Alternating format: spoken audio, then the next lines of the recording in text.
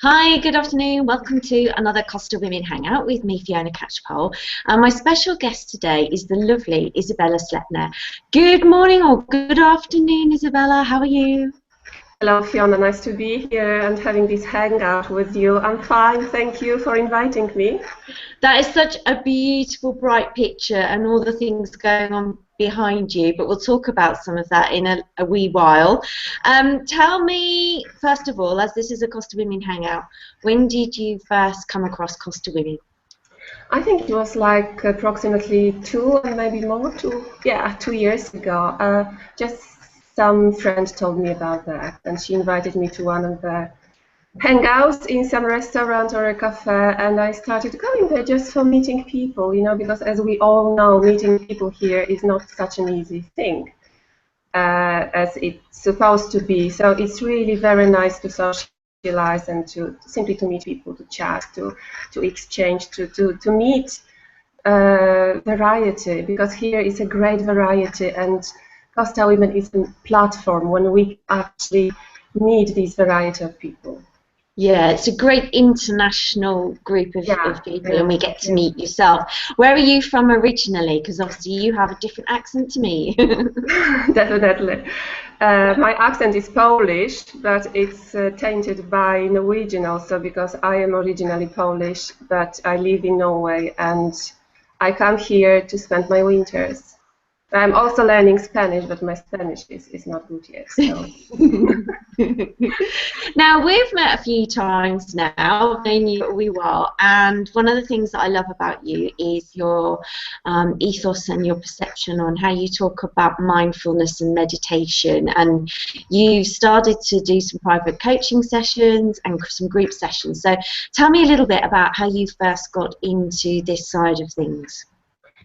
Mindfulness meditation is my passion, I would say, another one, because I am a professional artist. I actually paint and create and make pictures, and probably everybody knows that being an artist is a creative work, and it's great to do something new all the time, but it's also very demanding, particularly that sometimes you don't feel like an artist. Sometimes you don't know what your next step is. Sometimes you get frustrated with your work.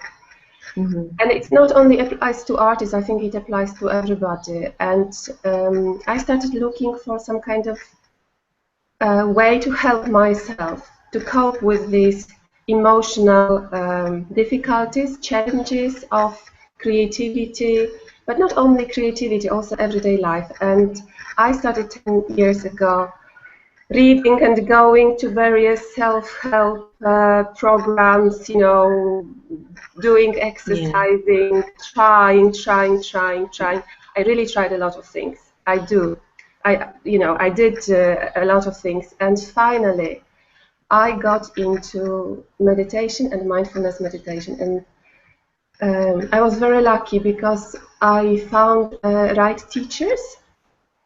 Because I can say, for now, I'm not a very spiritual person, and meditation is quite often associated with spirituality, with like something that you go beyond your body and you connect to something that is far from you. I was never like that. Hello, person there. Say that again. No, I just saw somebody coming into your it's because we have a reflection and my daughter has just come down the stairs and I was just about to tell her that she was on camera. The more the merrier. Not to worry. So and I met somebody who actually taught me precisely step by step what is meditation, and it is a Zen meditation. Mindfulness meditation, that is modern way to meditate, specially created for Europeans or Western people. That I never had an urge for going to India and just leaving my body and my life and becoming a nun and just meditating.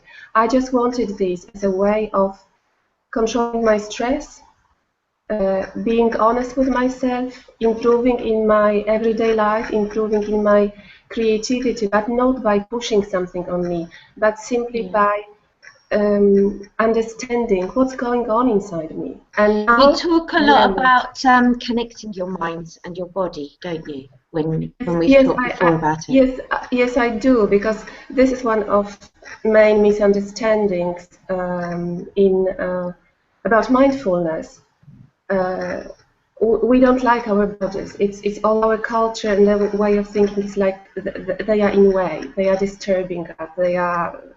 We have to fight them. We have to beat them. We have to train these bodies. What I actually learned, that body is the only thing that we own here and now. You know, you can lose everything and you're still alive. If you lose your body, that's over. So the body is very important. It is very important, and actually you experience the world around you not through your thinking, but by sensing what is around you. Our body is equipped with 5 senses, and through these senses we connect to the environment outside, to the world outside us.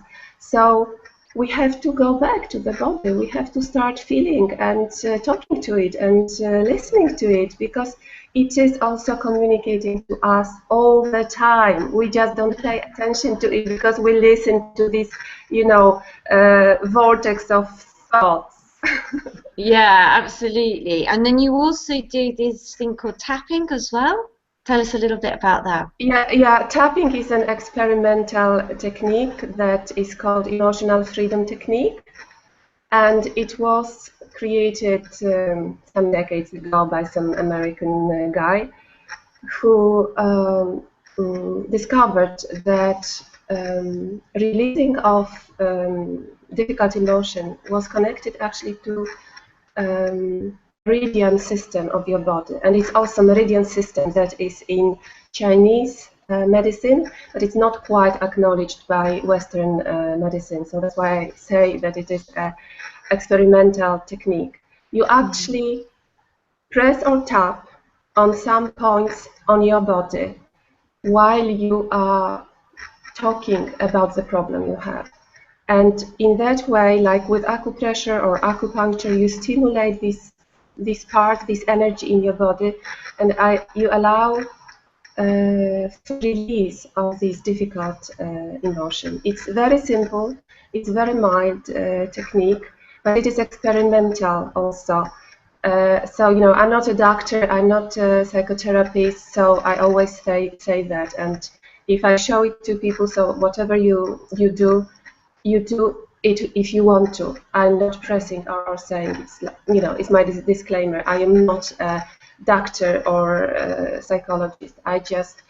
But on the other hand, I don't think that there is master degree in mindfulness meditation either. I don't think there is a school. For me, when we have done the sessions together, the meditation is actually still quite a tricky one to do and feel that you're doing it right.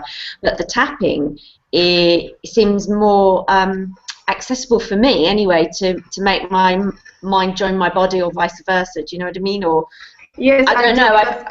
Because you do something physical while you at the same time talk about what you feel.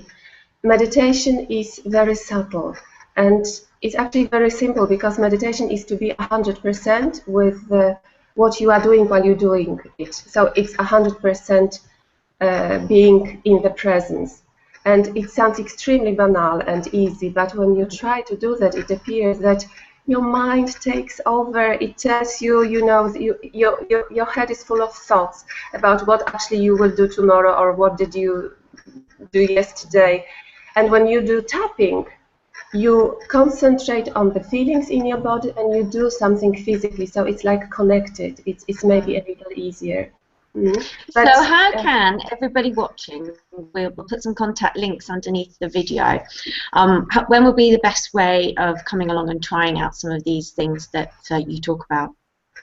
The best way is just to contact me, and the easiest way is to go to my Facebook site, and I have something called Meditation School of Facebook. So if you tap into Meditation School, you are there, and there are all information about my workshop and my classes. You can contact me privately, and we can have a private session, or we can have a group session. And of course you have your blog on Costa Women as well, yes, so yes. to look you up on there, Izabela, and mindfulness and meditation, and everybody can have a little bit of a read there and find out more about you. So what I'd like to do now, obviously this is a Costa Women hangout, so Yes. I'll ask you a couple more questions about being a Costa Women and being in Spain, but I'd like to continue maybe doing a mindfulness little series as part of my Fiona Catchpowle page. Would you like to do that? Yeah, that would be wonderful, wonderful, because I really want to spread it, and because it's such a simple way of discovering who you are, and you know, just feeling better.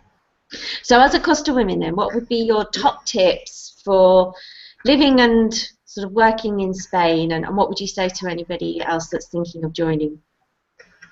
Joining Costa Women group, you mean? You know, it's it gives some feeling of safety, and a feeling of being in a community, because when you are here and you arrive, this place is very transient. It's like people are coming and going all the time, and for some people, for me for example, it gives a feeling of instability. And Costa Women is like a stable, solid space somewhere there where I can always connect to. So it's huge, it's very big, and sometimes I meet people accidentally and we talk a little, and then I ask, do you know Costa Women? And sometimes they say, oh yes, yes, I'm a member of Costa Women, and then, you know, it's like we were friends for longer. Or I just, you know, encourage them to be a member, because it's very, very easy. You don't pay anything, you just have to log in, that's all. Yeah, and you did it too. And for somebody who keeps on saying they're no good at technology, I was absolutely thrilled that you got here so easily into this hangout window. With your help, I must say, you know, without you, I'm not sure it would work that easily and that simply. Okay, well listen, thank you so much for talking to me today, and I look forward to catching up with you again very, very soon. Thank you, Fiona, it was my pleasure. Thank you, bye-bye. Okay. Bye-bye.